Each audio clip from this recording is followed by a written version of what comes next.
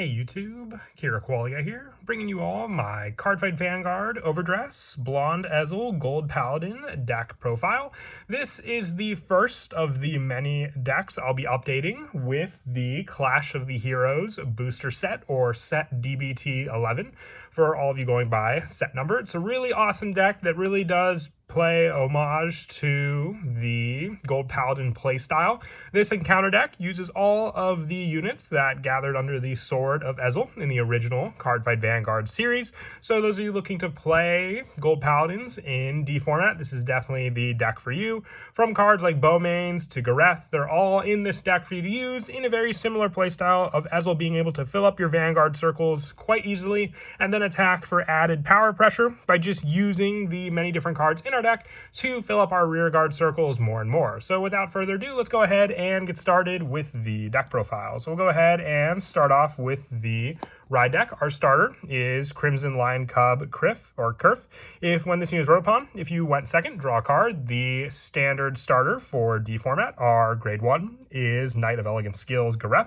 When rode upon by a Knight of Superior Skills Bowmains, search your deck for up to 1, Reign Supreme King of Beasts, reveal it and put it into your hand, and shuffle your deck. So the Reign Supreme King of Beasts is the new order that we run in the deck. For more search power of setting up our rear guards, it is a grade 3 order though, so we have to wait until we're on grade 3 to be able to use it. Our grade 2 is Knight of Superior Skills Bowmains. On Vanguard circle once per turn, if your soul has Knight of Elegant Skills Gareth and Crimson Lion Cub Kerf, you may discard a card from your hand, choose up to 1 Incandescent Lion Blond Ezel from your ride deck and ride it a stand, and it gets drive -1 till end of turn. Just a faster way to get into your grade 3 Vanguard, which is Blond Ezel, playing to the original playstyle of being able to superior ride into Blond Ezel early game as well. And with this card having the option with Gareth just once per turn for that play, your opponent doesn't even have to be at grade 3 Vanguard, so you can go for the grade 2 first and then have a grade 3 Ezel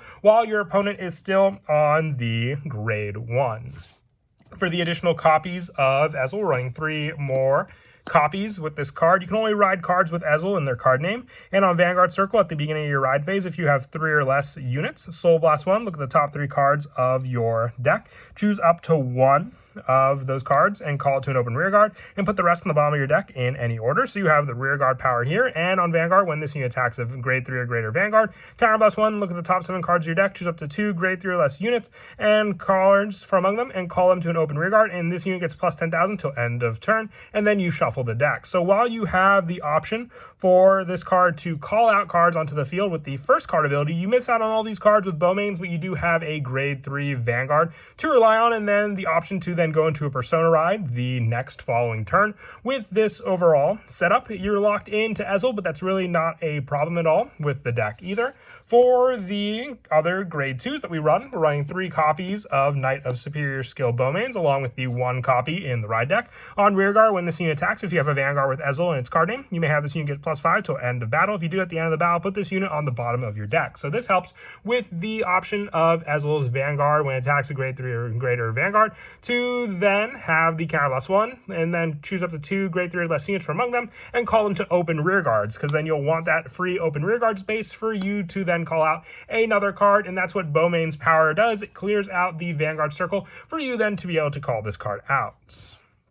And then also 3 copies of the new grade 2 Forefront Knight Tethfall. When this unit is placed on rearguard, other than by a unit's card ability, if you play it in normal order this turn, Soul Blast 1, look at the top 5 cards of your deck, choose up to 1 card with grade less than or equal to your Vanguard from among them, reveal it, call it to rear, and if it is a unit card, and put it into your hand if it's a normal order. I like this card. It can't be fully utilized with Ezel's skill, but if you call it from hand, you at least have search power for your order that you run in the deck, and then just being able to fill out your other rear guards with other cards you could potentially call out.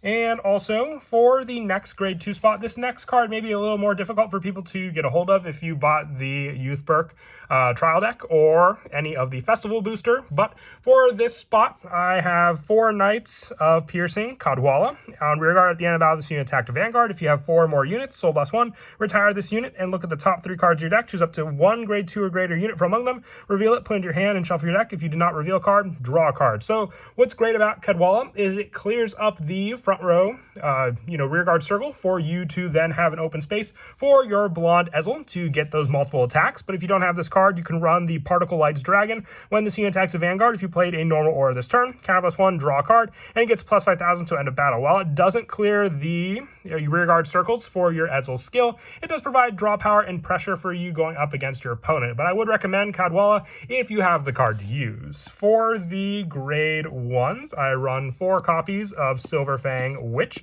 When this unit is placed on rearguard, if you have a grade 3 or greater Vanguard with Gold Paladin for its clan, this unit gets plus 5,000 until end of turn, and then you can counterblast 1 and draw a card. So just like the original Silver Fang Witch, aside from the old one using Soul Blast power, this one still gives you draw. You just have to use a counterblast for it. So while it can get quite pricey, it just has more of that additional plus to replenish your hand for any other cards you may have used to invest on your field also. With the other grade 1s being the 3 copies of Listener of Truth Dindrain. When this unit is placed on rearguard, if you have a Vanguard with only one clan, Soul Blast 2 and Countercharge 1. So Dindrain can help with making up for the Counterblast that some of your other cards may use in the deck. And on rearguard, at the end of the battle, this unit boosted. If you have a Vanguard with Ezel in its card name, put one other rearguard in the same column as this one on the bottom of the deck and stand this unit. So if you do decide to use the grade 3 Particle Lights Dragon, you can at least return them to the bottom of the deck with Dindrain and then restand this card to be able to boost the other unit that was called out onto the deck using this card's skill.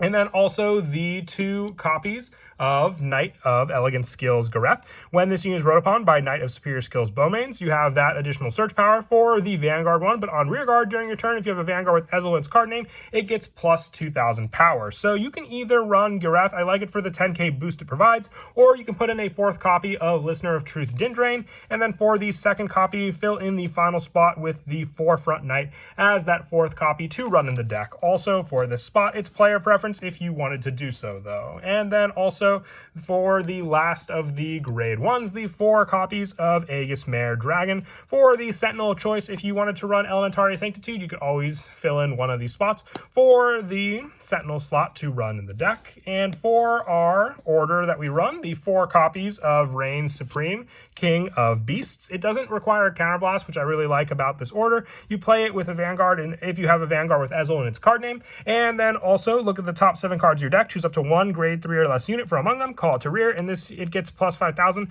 until end of turn, and shuffle the deck. So with the potential to call out a Bowmains, you can have it get plus 5, and then the additional plus 5 from Bowmains as well. And if you Persona Road, 30,000 power from there, and then it goes back to the bottom of the deck to have then the option to call out more cards onto the field. For our trigger lineup, we are running the 7 critical. So you can run 4 copies of Blade Feather Dragon, and then the 3 copies of the Knight of Heavenly Hammer Gargant. I just found the trigger to be the most fitting in the deck with the use of the Gold Paladin Knights, and also the 4 copies of Protection Magic Perobi. For the draw trigger, I prefer that over the front in this deck just for the added hand replenishment that you definitely do need since you're investing a lot onto your field also with this deck.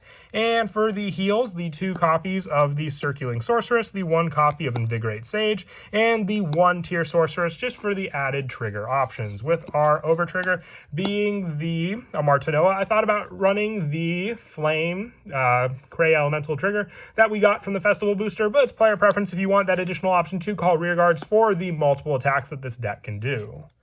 But that is it for the deck profile. I hope you all enjoyed. I'll definitely be working on a lot of different decks from the Clash of the Heroes booster set, so look forward to it. And as always, until next time, please don't forget to leave a like and subscribe, and Kira Qualia out.